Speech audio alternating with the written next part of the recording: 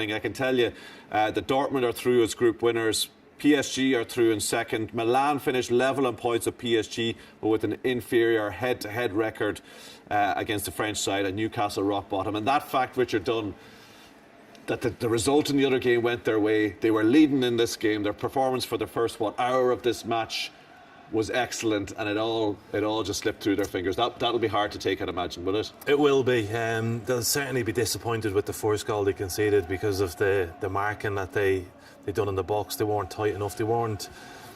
I said against Dortmund, they didn't look like they had the experience, and I thought they'd got over that in the first half. They seemed to be playing the game quite well, but in the second half, they allowed Milan back into the game. They allowed them to create opportunities, and I think Eddie Howe has got every last drip out of this squad. They look knackered.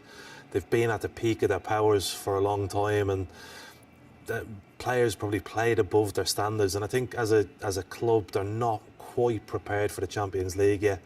They probably need another couple of transfer windows before they've got a squad that can really compete at this level. But they've given it a good go, and at the end of it's really their home form, which surprisingly has let them down. Indeed, two defeats at home costing Newcastle. And Damien, look, defiant mood there from the fans and from the players. They're obviously proud of their team's efforts, etc., in terms of Newcastle. But they've got 6 games between now and the 6th of January.